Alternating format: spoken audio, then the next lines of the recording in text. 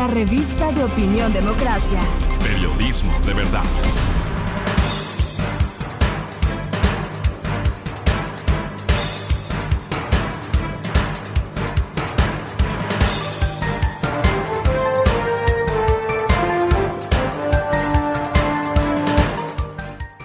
Estamos de regreso ya y claro, el tema económico, las propuestas para la reactivación económica, el tema de la productividad, el tema laboral, la inversión en sectores estratégicos, son objetivos del gobierno y para esto hemos invitado al señor economista Fausto Ortiz, exministro de Economía, al economista Jaime Carrera del Observatorio de la Política Fiscal y al economista Andrés Robalino, presidente de la Cámara de Industrias, Producción y Empleo de Cuenca. A los tres, muchas gracias por acompañarnos. Y para iniciar este diálogo, sí me gustaría que escuchen ustedes lo que dice el señor economista Simón Cueva, ministro de Economía, sobre, en cambio, cómo él está visualizando los acuerdos que tiene el Ecuador. Esto dice el economista Cueva. En cuanto a los primeros logros en estas primeras semanas, el primero sería la reducción histórica del riesgo país y una mejora muy clara de la credibilidad internacional del país. Un segundo tema, el asegurar muy buenas relaciones con los organismos internacionales para poder mantener financiamiento en buenas condiciones para el Ecuador. Y en tercer lugar, el lograr liquidez de corto plazo del sistema financiero ecuatoriano en condiciones muy favorables que reflejan la confianza en el manejo económico del país. Y estas son ya, uno diría, estos logros que plantea así el señor ministro Simón Cueva. Economista Ortiz, al saludarle nuevamente, bienvenido, buenos días. ¿Se valoran estos logros o son primeros pasos? Porque después, y le preguntaremos al economista Jaime Carrera, después se topa con esta otra realidad de la economía que tiene que tener unos incentivos, ¿no? Y claro, y también está el tema de los sectores de la producción que en cambio dicen, sí, esto está bien. ¿Son logros efectivos, señor economista Ortiz? Bienvenido, buenos días. Gracias, Francisco. Saludos cordiales a Jaime, a Andrés y a la gente que escucha el programa. Lo primero, el riesgo país es un tema esperado. El triunfo de Lasso era bastante claro que iba a hacer que el riesgo país caiga. Otra circunstancia completamente distinta, hubiéramos tenido el riesgo país con Arauz de presidente. Es decir, es un tema esperado. El riesgo país está un poco más alto de lo que lo tuvo el presidente Moreno hace 4 años cuando él arrancaba sus funciones, por lo tanto todavía hay mucho espacio por bajar en ese riesgo país, un riesgo país como el de ahora de 730 puntos más 1.7 de la tasa americana. Estamos hablando de que si fuéramos a conseguir plata en el mercado internacional, todavía tendríamos plata arriba del 9%, que es bastante alto para arrancar cualquier gobierno. Y lo otro, lo que tiene que ver con los multilaterales, era también, es algo positivo que tenga el gobierno diálogo con multilaterales. De hecho, el ministro de Finanzas ha sido cercano a los multilaterales, ha sido representante del Fondo Monetario en Bolivia. El viceministro de Economía también fue funcionario del Banco Interamericano de Desarrollo, lo cual de alguna forma ayudará al diálogo más fluido de unos multilaterales que están interesados en que el país cumpla sus programas y que le vaya bastante bien. Y en lo otro, quizás es la parte más sensible, el tema de los CETES, que plantearlo como una situación positiva. Es plata de corto plazo, plata que está al 2.75, que le sirve al gobierno para poder tomar plata del Banco Central, de las reservas del Banco Central, de forma adecuada. Es decir, esa plata que está en el Banco Central en posesión de los bancos, porque tiene un excedente de encaje quizás de 3.000 millones de dólares o 2.000 millones de dólares. Entonces, esa plata pasa al Ministerio de Finanzas con una deuda de corto plazo en forma de CETES, que tiene que mantener una particularidad, que al final del año no supere lo que tenía el año pasado.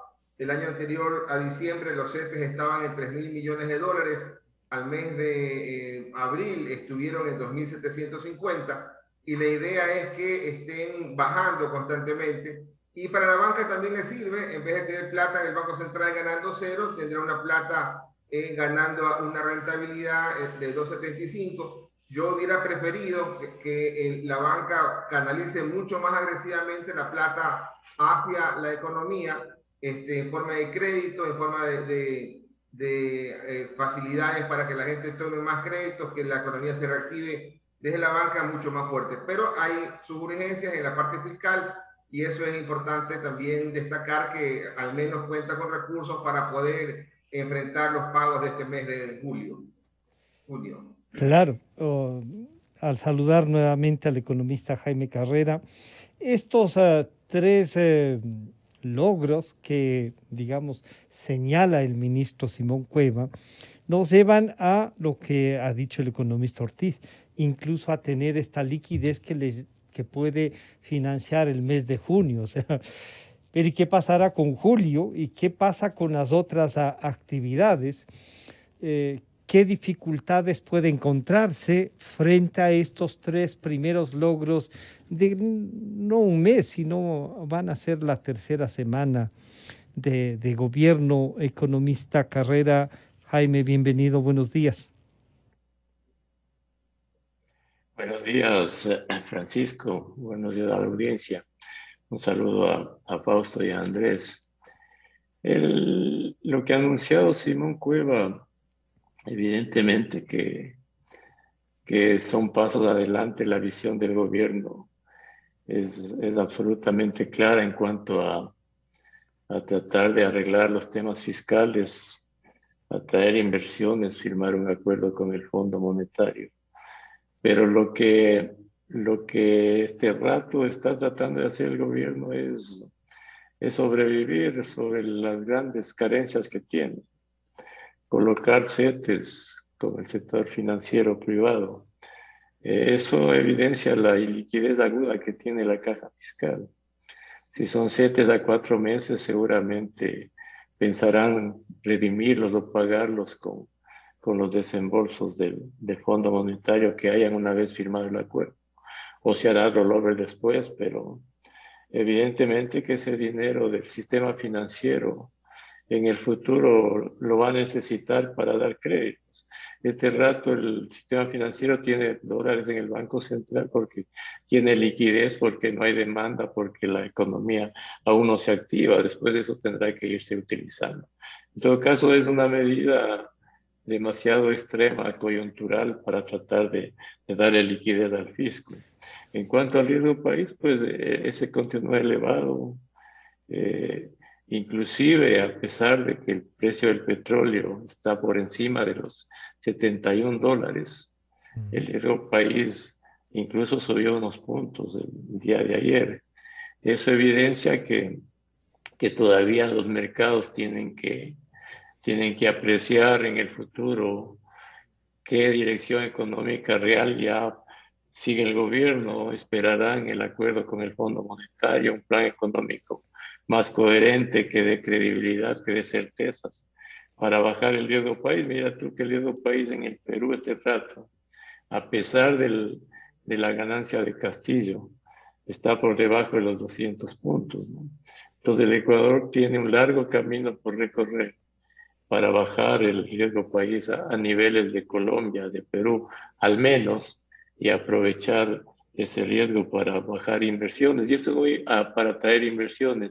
Y esto es muy importante porque el gobierno ha anunciado inversiones o la intención de traer inversiones en petróleo, en minería, en telecomunicaciones, en una serie de espacios que podría traer inversiones del Ecuador. Y evidentemente, si las inversiones, si vienen, necesitamos un riesgo país más bajo, porque cualquier tipo de inversión que fluya al Ecuador va a exigir rentabilidades superiores al riesgo país. Entonces, con ese riesgo país elevado, pues las rentabilidades que exige el inversionista van a ser mayores. Pero hay un punto que yo quiero enfatizar en este tema, ¿no? porque el Ecuador siempre ha tratado de atraer inversiones en los sectores estratégicos. En petróleo se necesitan abundantes inversiones, en minería, en telecomunicaciones, tal vez alianzas público-privadas para el transporte. Eso puede impulsar el crecimiento de la economía en determinado momento y generar algo de empleo, pero no es suficiente. No es suficiente. Eso es un La monto generación, grande de inversión, pero no es quizá el mayor motor de la economía, Jaime. exactamente, porque mira tú, Francisco, en el Perú, tomemos el caso del Perú. ¿Por qué le eligen a Castillo este momento? Perú ha tenido altas tasas de crecimiento durante décadas. Tiene una economía aparentemente sana, pero la minería es el principal motor de crecimiento de la economía de Perú. Y ese crecimiento no se ha reflejado en empleo y en bienestar de la gente pobre. Esa es una lección que tiene que mirar el Ecuador. Es decir, esas inversiones en sectores estratégicos ayudan, sí, pueden hacer crecer la economía aparentemente, pero la generación de trabajo está esencialmente en otras inversiones, esencialmente en el turismo, en la agricultura, en todos los espacios de inversión que puedan hacerse. Pero claro, Además, pero además, sí. la gente, perdona Francisco, la gente pobre que no tiene trabajo es gente de poca calificación, de poca Ujú. educación, de poca tecnificación. Entonces allí necesitamos, además de estas inversiones que puedan fluir, va a depender en el futuro del plan del gobierno, necesitamos otro tipo de acciones para darle trabajo a esa gente y atraer inversiones en otros sectores, Y que es para en eso, donde no han venido Jaime, las inversiones. claro, para eso, Jaime, el señor economista Julio José Prado, ministro de la Producción, en cambio decía estos otros retos. Este es el momento de aprovechar esas oportunidades en el mundo ahora que viene la ola esta del crecimiento. Entonces, dos elementos que tenemos que trabajar ahí, Francisco. El primero es evidentemente acelerar y ratificar toda la agenda de comercio exterior y de apertura hacia el mundo que tenemos. La única forma en la que vamos a lograr hacer que nuestras empresas, nuestros emprendedores, los trabajadores que están en esas empresas tengan oportunidades de poderle vender al mundo es ratificando y ampliando esos acuerdos comerciales, pero sin ningún dogma. Donde las empresas necesiten estar, ahí tenemos que estar desde el sector público, desde el ministerio, ¿no es cierto?, para poder apoyar a que se den esos enlaces internacionales.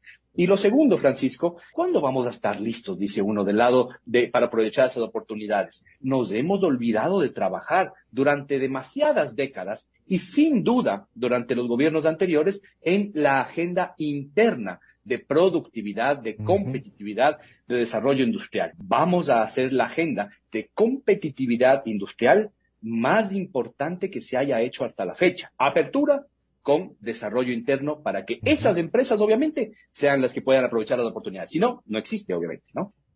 Claro, y ahí sí quiero saludar nuevamente a Andrés Robalino, al economista Robalino, presidente de la Cámara de Industrias y Producción y Empleo de Cuenca. Bienvenido, Andrés, buenos días. Después del análisis económico estrictamente del manejo de la economía, viene este que es un reto quizá a los sectores productivos, a decirles, oigan, como que necesitamos empujar el carro y está en manos de ustedes aprovechar estas oportunidades. Y claro, Jaime Carrera también dice, sí, para generar trabajo son esos sectores. ¿Cómo responderá esto, Andrés? Bienvenido, buenos días. Buenos días, Francisco, ¿cómo está? Y muchas gracias por la oportunidad de conversar con ustedes. Buenos días a mis colegas y un honor más bien compartir con ustedes este debate, tanto el economista Ortiz como el economista Carrera. Realmente lo que han indicado los economistas Ortiz y Carrera es un resumen bastante sencillo de entenderle de cómo está la economía. Y sumado a esto, a lo que nos indica el ministro Julio José Prado, es obvio el camino al cual tenemos que ir. Es imposible pensar que un país puede crecer solamente pensando con abrirse al mundo, porque existen muchos problemas internos que si es que queremos exportar más con los costos de producción que tiene actualmente el Ecuador es imposible.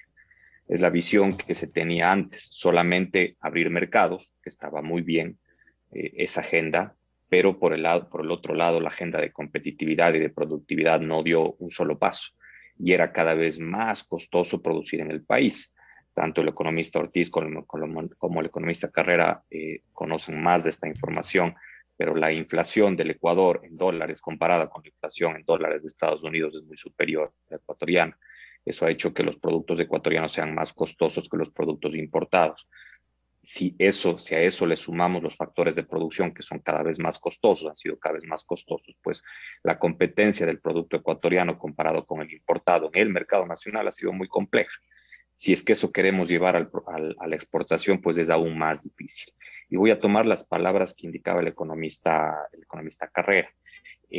Es muy importante invertir en sectores estratégicos, pero es trascendental invertir en el sector, en los sectores de producción, no sé cómo llamarlo, es una producción que tiene una mayor influencia en la generación de empleo, como es el sector turístico, como es el sector agrícola, como es el sector manufacturero. Ustedes conocen muy bien que Cuenca depende más de un 60% de la generación de empleo está anclado al sector manufacturero. Nosotros no tenemos un sector agrícola importante, un sector minero que potencialmente podría ser importante, pero que todavía tiene una visión más política que técnica.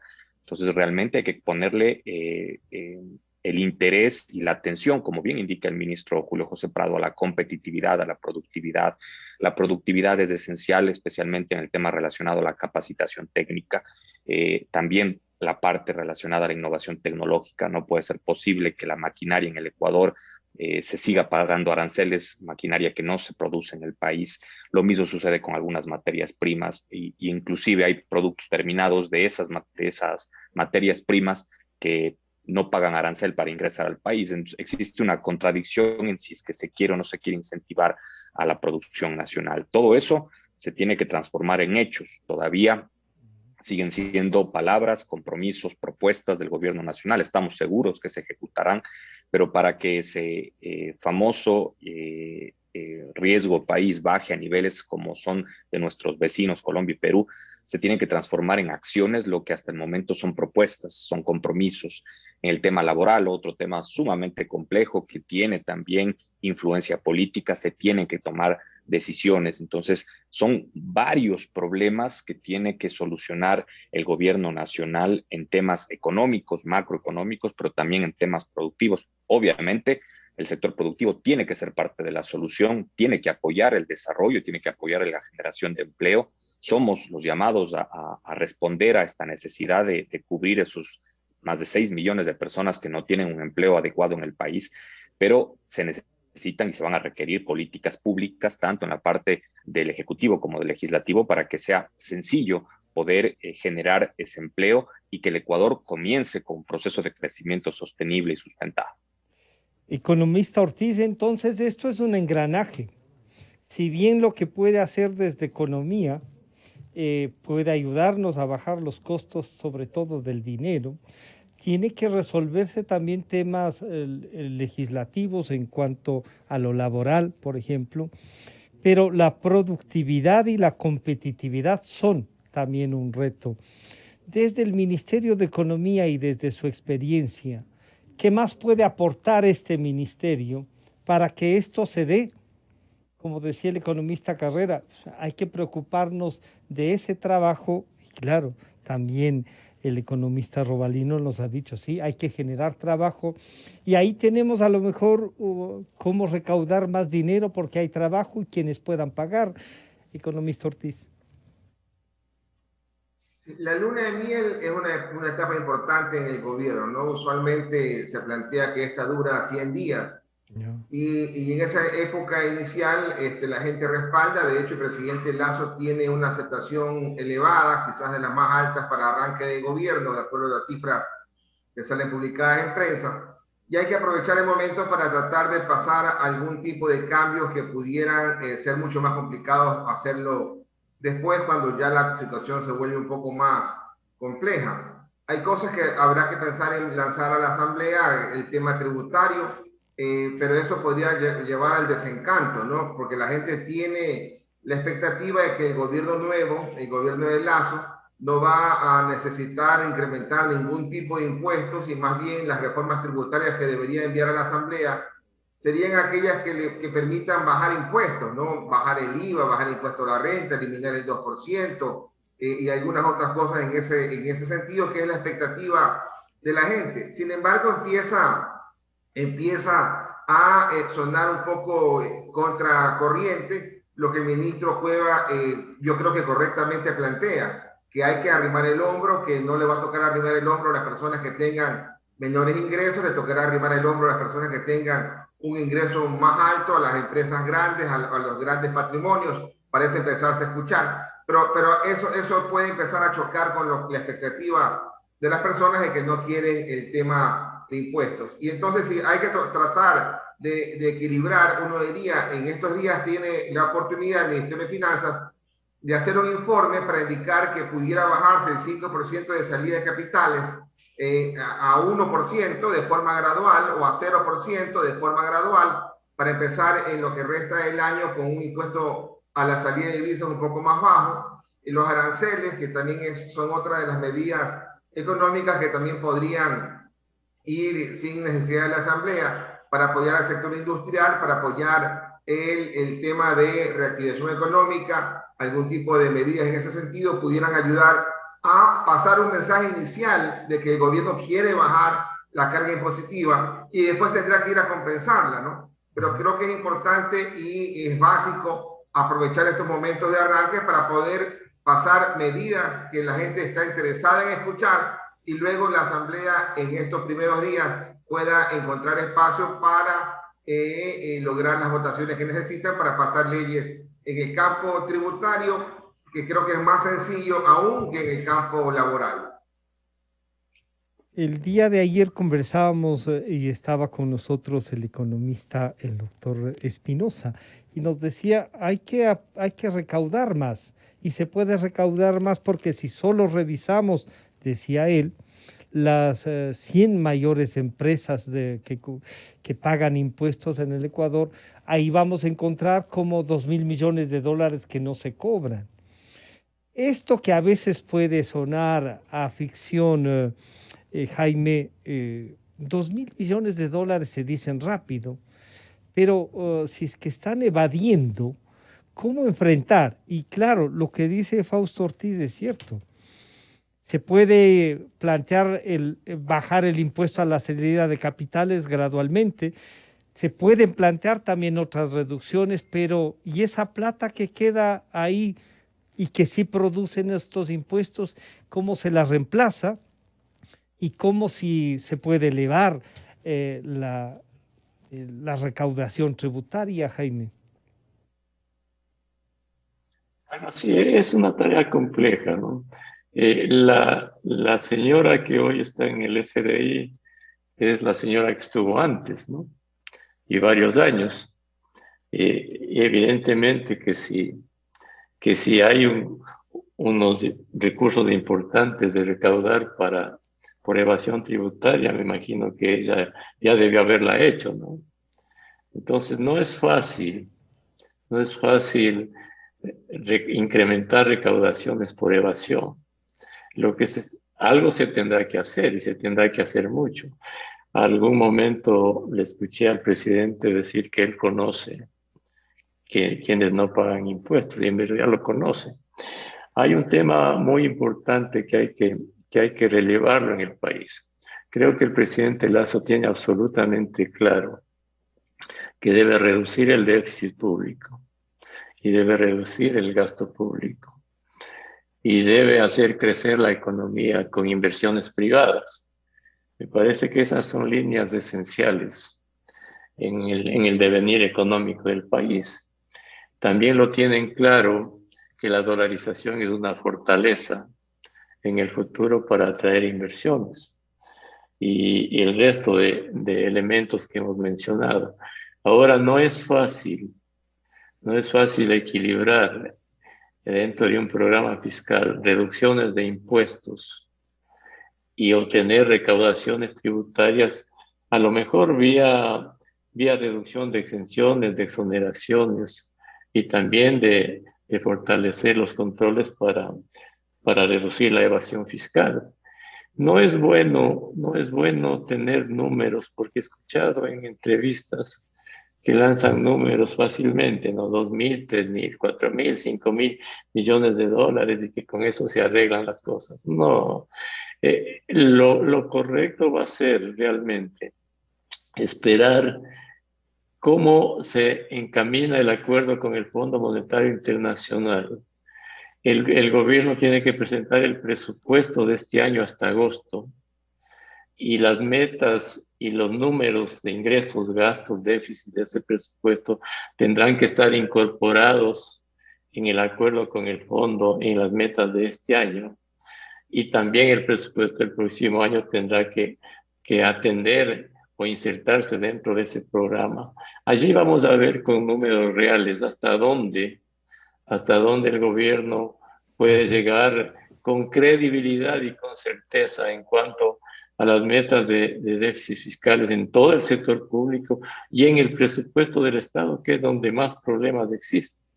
Entonces, si se transmite en ese programa en el futuro credibilidad en esos números, certezas de lo que se puede lograr, va a ayudar inmensamente a bajar el riesgo país y a tener un panorama más propicio de confianza para atraer inversiones. Incluso eso no va a ser suficiente, porque como tú lo dijiste hace un momento, Francisco, necesitamos un programa económico integral de varias aristas. Me parece que el ministro Prado tiene claro el tema de productividad, de competitividad. Internamente hay que hacer mucho para bajar costos. Como decía Andrés, el tema de costos es esencial en el país. Y el Ecuador no va a poder crecer sino en una economía dolarizada, si no atrae inversiones extranjeras y si no exporta más, eso es absolutamente claro. No podemos vivir con 15.000 millones de exportaciones no petroleras. Eso no es suficiente. Chile exporta como 70.000 millones de dólares y solo duplicar las exportaciones no petroleras va a ser una tarea titánica. La inversión extranjera directa del año anterior de 1.000 millones es una suerte de error estadístico, ¿no? Necesitamos inversiones extranjeras de más de 5.000 millones de dólares. Y también lo tiene claro el presidente, que estas tareas de invertir y de exportar son tareas del sector privado. El sector público no va a tener posibilidades de invertir porque simplemente las cuentas públicas no le dan. Ahora, ¿cómo dentro de todo este panorama hacer que además de enfrentar lo que hay que exportar, de atraer inversiones, de sostener la dolarización, crear el ambiente interno adecuado para generar trabajo para ese montón de gente, que muchos de ellos no van a poder exportar, muchos de ellos no van a trabajar en minería ni en petróleo? Es un montón de gente que necesita labores en otras actividades. Por decirte algo, un buen programa de caminos vecinales puede dar trabajo a esa gente, ¿no? Y en el turismo y en la misma agricultura, esos créditos que se ofrecen al 1% para el sector agrícola, todo eso puede ayudar. Pero entonces necesitamos un programa integral. Me imagino que el gobierno está en esa dirección, está dando los primeros pasos que son muy positivos, pero primero hay que sobrevivir hasta que todo vaya funcionando. Y la primera labor este rato, exacto, y la primera labor este rato que lo está haciendo bien el gobierno es vacunar, ¿no? Yeah. Yo me imagino que hasta diciembre, si se logra vacunar, tendremos una normalización de la economía, a lo mejor en el 2022. Y recordemos que si en el 2022 ya comienzan a fluir las inversiones, alcanzar el nivel de inversión del 2019 va a ser titánico, porque mira tú, en el 2020 se perdieron como 5.000 millones de inversiones en relación al 2019. Y si el país, mira tú, que si el país creciese en los próximos 4 años al 3% de interés, al 10% de crecimiento de la economía. Tendríamos apenas en 4 años el ingreso por habitante de 2016. Si creciésemos en promedio los próximos 8 años al 3%, tendríamos apenas el ingreso por habitante de 2019 en 8 años. La medida es que el Ecuador tiene que crecer por encima del 5%, durante décadas. Y claro, pero y tiene que crecer. Pero ese es un reto, con Jaime, unas inversiones elevadas, ¿no? Claro, eso se ve que es un tema integral y si logramos que esto funcione, Andrés, la inversión privada, y hay algunos dicen, hay plata que está fuera de los sectores productivos que podrían traerlo. Por inversiones públicas parece que no hay espacio, no solo que la contracción ha sido grande, sino que no hay plata, no hay plata para pagar algunas de las cosas. ¿Hasta qué punto hay? Y no sé si la Cámara y su director ejecutivo, Andrés Robalino, tienen una proyección, por ejemplo, un compromiso de invertir, de diversificar también la producción para generar trabajo y traer recursos, Andrés. La inversión es el punto de partida de todo el desarrollo de cualquier país, no solamente el Ecuador, más aún cuando es dolarizado. El Ecuador requiere de inversiones y requiere de exportaciones. En el área manufacturera, que realmente es la más importante de Cuenca, las inversiones son permanentes. Es imposible pensar que una industria puede quedarse anclada a las inversiones que las hizo hace 20 o 30 años, solamente por el hecho tecnológico. Y creo que la manufactura a nivel nacional ha demostrado que invertir es parte de su desarrollo y lo ha hecho, sin importar los gobiernos que han estado, sin importar las malas decisiones que se han realizado.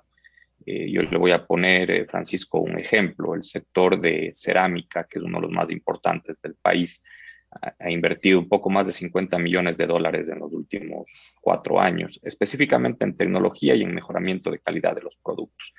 Pero al mismo tiempo, lo que ha sucedido es que el mercado de cerámica nacional este momento está siendo manejado por el producto importado y la producción nacional, la industria nacional que invirtió en tecnología para producir al 100% sus fábricas, más o menos está al 50%.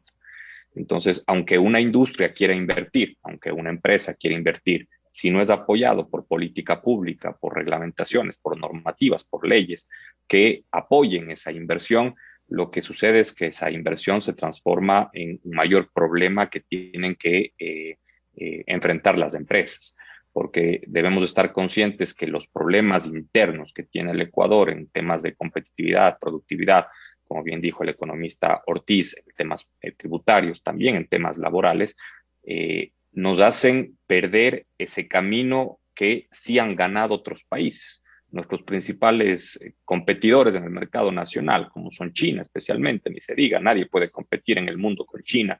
Muchos países a nivel mundial imponen inclusive medidas restrictivas al comercio para poder combatir con los productos y los precios de China, pero también Colombia, Perú, México, Chile, que han llegado al Ecuador, obviamente buscando una economía dolarizada para poder vender sus productos y que la competencia ecuatoriana no ha sabido y no ha podido competir, valga la redundancia. Entonces, además de poder pero Andrés, invertir, si es que existen...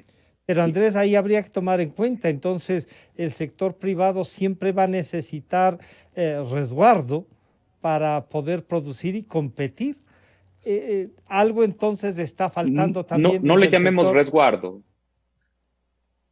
No le llamemos resguardo. Yo le diría que necesitamos políticas equilibradas, justas. Es decir, si es que el nivel de competitividad o de productividad en los países vecinos es mucho más alto que el nuestro, pues busquemos llegar a esos niveles de competitividad. Es la misma lógica que el riesgo país. Si yo quiero tener tasas de financiamiento iguales o menores a las de Colombia y Perú, no lo voy a poder hacer con el riesgo país actual.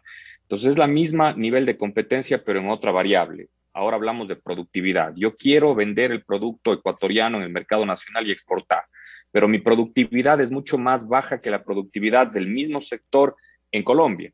y el producto colombiano llega al Ecuador. ¿Cómo compito con ellos si no tengo la posibilidad de generar esa productividad? Como yo le decía a Francisco, en el sector, solamente le voy a poner otro ejemplo, en el sector de neumáticos, hay muchas materias primas, la mayoría que tienen aranceles del 25 al 30%, y al mismo tiempo hay sectores, como el sector de transporte, que importan neumáticos sin pagar aranceles, con cupos dados por el gobierno nacional, neumáticos que se producen en el Ecuador.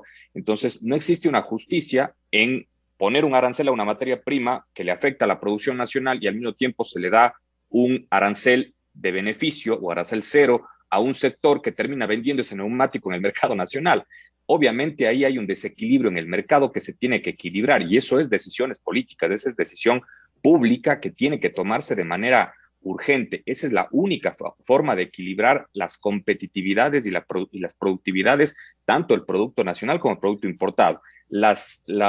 Como usted lo dijo, los resguardos nunca son buenos. Se los tiene que implementar cuando realmente la situación es dramática, como ha ocurrido en varias partes del mundo. Europa implementó un proceso de respaldar a su industria textil cuando el producto chino comenzó a ingresar por toda parte y comenzó a quebrar la industria textil y de confecciones textil en Europa. Entonces, son medidas aprobadas por la OMC que tienen que estar en el radar de cualquier país, pero no son las mejores. ¿Por qué? Porque generalmente son medidas que están implementadas por 1 o 2 años, pero el problema persiste si no se soluciona, si no viene una solución de fondo, y la solución de fondo es modificar la competitividad y productividad. Y ahí permítame, Francisco, un tema importantísimo, y le voy a dar un ejemplo que es gráfico. En competitividad es muy diferente, y hemos venido oyendo durante muchos años las carreteras que ha generado el gobierno nacional. Esas carreteras han llegado hasta el centro del país. Al sur del país no ha llegado una sola carretera buena. Todas en el inicio de invierno son tapadas por deslaves.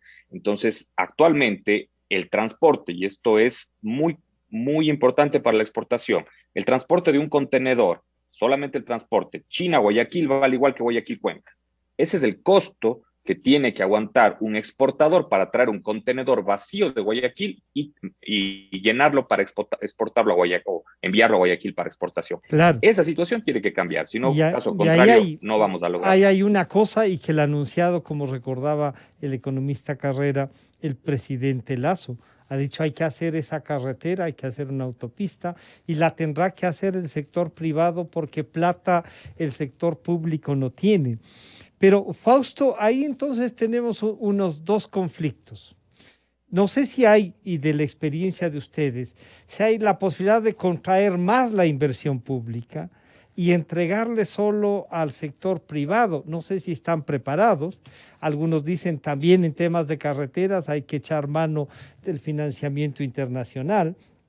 Pero ustedes mismos han planteado también el bajar, por ejemplo, el impuesto a la salida de capitales, pero alguien tendrá que llenar esa plata que dejen de recuperarla. Pero yo sí quiero insistir en lo que dice Rodrigo Espinosa, ¿no?, sobre la recaudación del impuesto a la renta.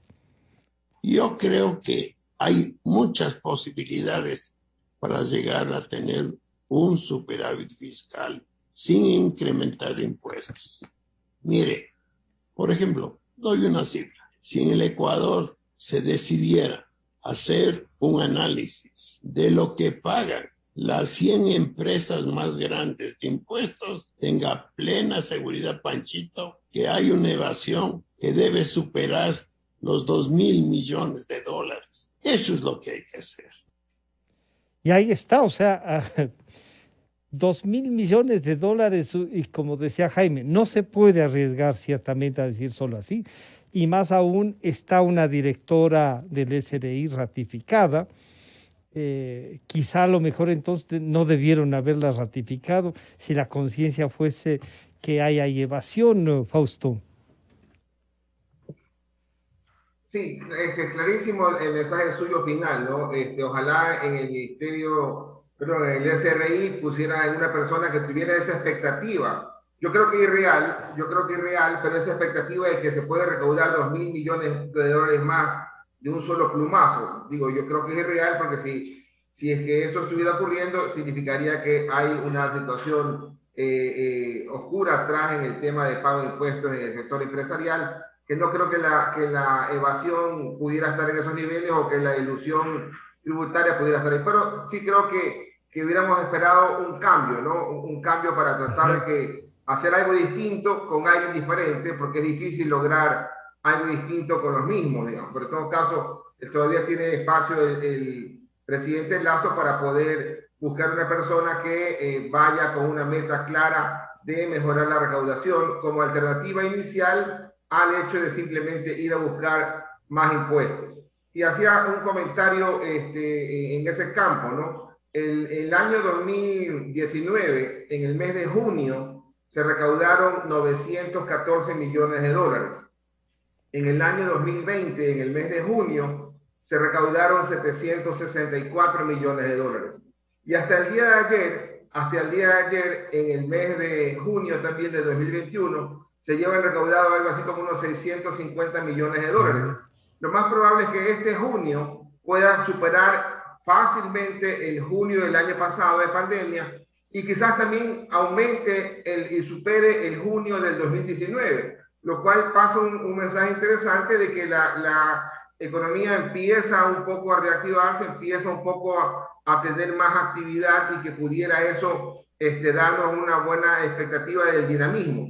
Pero el dinamismo no alcanza para cubrir el hueco fiscal de 5.000 millones de dólares, ¿no? El dinamismo sirve para tratar de decir, bueno, ya es hora que podamos tener mejores créditos, más espacio de financiamiento, volvamos a contratar más personas, ojalá que eso mejore un poco la situación económica. El tema de un hueco fiscal de 5.000 millones de dólares es muy grande. Y yendo a la primera parte de su pregunta, que tiene que ver con la obra pública. En el año 2013-2014, el gasto de capital de inversión era algo así como unos 14.000 millones de dólares en el gobierno. Pero en ese 14.000 millones uno ubica también algo así como unos 3.000 millones en la plata que va a los municipios y los gobiernos autónomos descentralizados. Si tomamos la cifra de ese gasto de capital de inversión para el año 2021, uno pensaría que esa cifra puede andar bordeando los 6.000 millones de dólares, es decir, una gran caída brusca de ese gasto de capital de inversión. Pero lo más complicado es que en esos 6.000 millones de dólares también están la plata de los municipios, que son quizás unos 2.000 o 2.300 millones. Es decir, que la reducción de la obra pública es enorme, es que se está adecuando a los números internacionales, 4 o 5% del Producto Interno Bruto, que es lo que hace el sector público. Pero frente a la economía y a la dinámica que tenía, la caída es muy brusca. Por eso es importante que el gobierno, y eso lo hicieron ayer, anteayer en el gobierno, vean cuáles proyectos pueden querer ser importantes para vía alianza pública-privada, vía concesiones, el sector privado meta el hombro, porque si no, la economía le va a tomar mucho más tiempo recuperarse, con los números que también planteaba Jaime, de cuánto tiempo nos va a tocar llegar al 2019, cuánto tiempo nos va a tocar llegar a la inversión y al Producto Interno Bruto per cápita, ¿no? Que puede ser quizás una década o ojalá mucho menos tiempo, ¿no? Claro, y Jaime ahí sí, o sea, la presión es crecer a más del 3 y llegar a lo ideal, a lo mejor, que sería por lo menos un 5%, pero para eso hay que hacer estas otras cosas, ¿no? Menos inversión pública, el presidente de la República, señor Lasso, sí tiene claro que no va por el sector público de la inversión.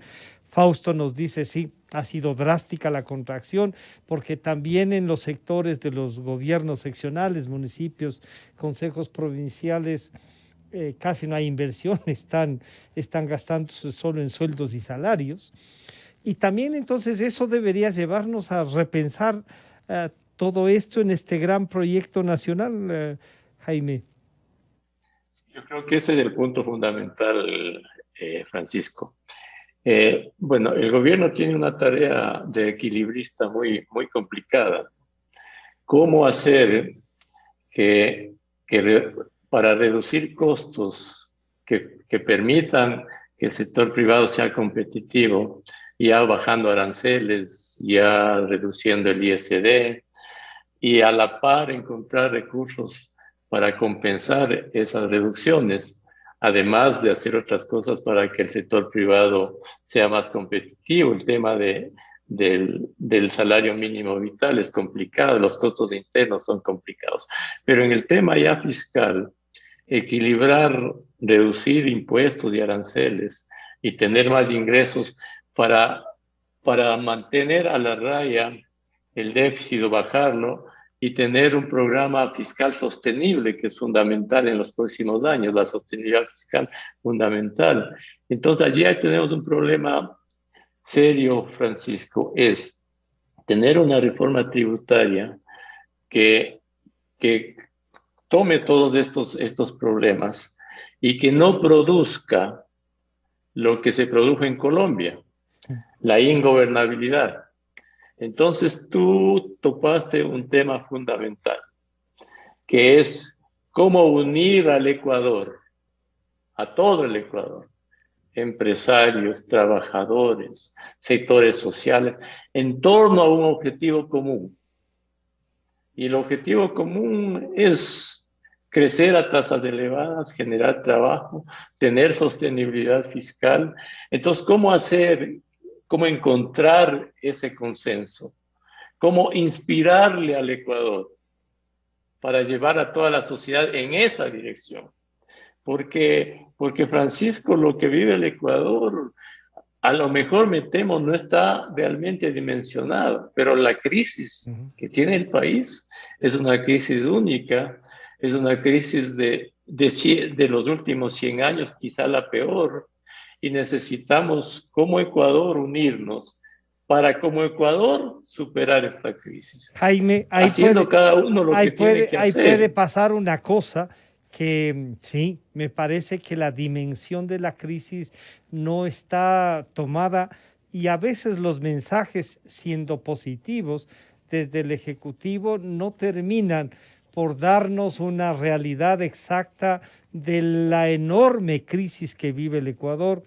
Y se parece mucho a lo de las vacunas, ¿no? Ya llegan las vacunas, ya llegan y la gente se relaja y claro, pueden crecer los muertos, se llenan los hospitales y eso es una dificultad. No hay. ¿Qué hacer para tomar conciencia de esto, Jaime? Bueno, hay que decirle al país la realidad, los esfuerzos que tenemos que hacer todos y tener una suerte de pedagogía para que todos entendamos, la gran mayoría de pobres, los empresarios, los ricos, todos, que la única manera de estar mejor en el futuro es invirtiendo abundantemente y creciendo a tasas elevadas. Y que los que no tienen trabajo, van a estar mejor, los pobres van a estar mejor, con una buena economía. Eso tenemos que hacer que se prenda en la sociedad y que cada uno estemos orgullosos de nuestro aporte, que vaya en esa dirección, que levantemos la autoestima del país, Francisco, que los pobres, que los trabajadores, que los empresarios, estemos cada uno orgullosos de construir un nuevo país, en el entendido, y vuelvo a repetir, que no hay manera de estar mejor con abundante producción, con abundante inversión, con abundante crecimiento. No hay manera. Y que esto es una tarea que tenemos que construirla paso a paso durante varios años, preservando fundamentos económicos y sociales que son esenciales. La dolarización, la estabilidad fiscal, la estabilidad macroeconómica, el sistema financiero sólido, son bases fundamentales en esa dirección. Entonces, ¿cómo hacer, primero, Francisco, que toda la sociedad entienda esto, comprenda, que los pobres comprendan, que los indígenas comprendan, que los trabajadores comprendan todas estas cosas? Se necesita un gran esfuerzo de pedagogía para llevarle adelante en esta dirección. Necesitamos una visión estadista de todos, necesitamos levantar nuestra autoestima. Este es el momento. Si no cambiamos, Francisco, ahora con la devastación de la pandemia y hacemos algo diferente a lo que hemos hecho antes incluso de la pandemia, porque ya estábamos mal antes de la pandemia. Si ahora no cambiamos como sociedad, bueno, no cambiamos nunca, no tenemos futuro. Y claro, entonces, este es el momento. Y este es el momento, y Andrés, para este momento entonces estarán preparados y dispuestos los empresarios, habrá cabida para este entusiasmo que sí genera y que ha generado el inicio del nuevo gobierno, con las dificultades que tanto Jaime como Fausto nos han propuesto, pero también una reflexión de si hay un espacio, por más que no sean los 2.000, lo que sea, de pago de impuestos, los empresarios estarán comprometidos también a trabajar en ese sentido, Andrés. Francisco, durante muchos años, digamos que no en los últimos años del gobierno pasado, pero el anterior gobierno, 10 años, le escuchamos en repetidas ocasiones al expresidente de la República indicar que el sector productivo era el malo de la película. Y como una frase que se hizo famosa, no en una época muy positiva para la humanidad, una mentira dicha 1000 veces se vuelve realidad. Realmente, si es que hay un sector que se ha visto comprometido, que no ha bajado los brazos, sin importar las circunstancias y las malas decisiones económicas, ha sido el sector productivo, de todos los sectores, hoteles, restaurantes, fábricas, sector agrícola, etcétera, que han seguido invirtiendo a pesar de las malas decisiones económicas. Entonces, el compromiso existe. Por supuesto que en un mercado, sea pequeño, mediano, grande, existen empresas que quieren irse por el camino no formal, sino por el camino ilegal, como así también existen políticos que se van por el camino ilegal y no por el formal. Pero también debemos estar conscientes que la mayoría de empresas en el país buscan y pagan sus impuestos, contratan de manera correcta, cumplen con sus leyes ambientales, laborales, societarias y demás. A esas empresas son las que les debemos incentivar a que lo sigan haciendo, que sigan creciendo sus inversiones, contratando personal. Pero realmente, insisto, si hay una época en que el sector productivo demostró ese compromiso con el Ecuador, fue en estos años, en donde, por ejemplo, le ponían un impuesto del 100% a cocinas a gas, a una industria nacional, mientras que las cocinas importadas de China llegaban sin arancel. Eso tuvo que vivir la industria nacional durante 3 años, pasando de vender 130,000 cocinas a vender 13,000 cocinas, casi quebrando una industria de 40 años. Entonces, creo que la situación del sector productivo es importante y es trascendental para el desarrollo del país, y deben estar seguros que el compromiso del sector productivo es ese. Y esta pedagogía que nos recomienda Jaime y que la hacen ustedes al compartir y al reflexionar, ustedes son permanentemente por los medios de comunicación y la opinión pública requeridos, porque esta pedagogía de la que nos plantea Jaime, Andrés, es indispensable, y los empresarios también. Algunos fueron beneficiarios de estos 14 años, pero creo que la inmensa mayoría, como usted nos recuerda, tiene el compromiso con el país. Sumarnos a esa pedagogía de entender la gran crisis que tenemos, Andrés. Completamente. Creo que el primer paso del gobierno nacional, y estoy de acuerdo con el economista Ortiz y el economista Carrera, debe venir en el sinceramiento de las cifras. De una vez por todas, el gobierno nos debe decir realmente cuál es la situación que vive el país económicamente hablando, sin mentir en los datos estadísticos, sin maquillarlos, como lo hemos visto especialmente, insisto, no en el gobierno que pasó, pero sí en el que nos gobernó del 2007 al 2017. Y no mentirle al país indicando que estamos en un proceso de crecimiento ni desarrollo, cuando la situación todavía sigue siendo muy complicada. Como bien indicó el economista Carrera, la economía ecuatoriana ojalá comience a reactivarse ya normalmente desde enero de 2022, pero este año va a ser muy complicado. Todavía la producción va a estar en un 60-70%. La vacunación tiene que llegar a cumplir ese objetivo, va a ser la principal política económica que tenga el país en los siguientes meses, pero de esta situación, y eso debemos estar conscientes, no solamente el sector productivo, todos los ecuatorianos, de esta situación, de la grave situación que tiene el país, no salimos solamente con políticas públicas, tenemos que poner el hombro todos.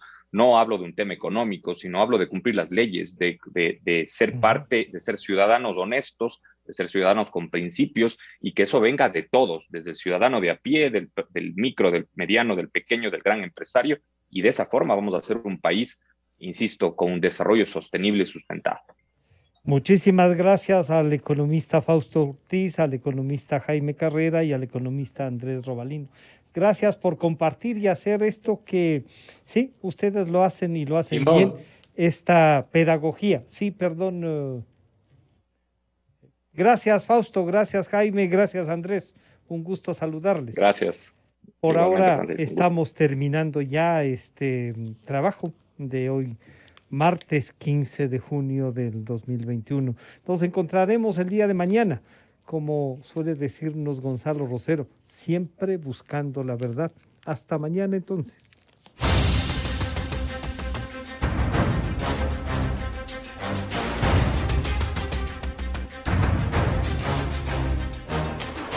Aportamos contexto a las noticias. Analizamos a fondo la realidad.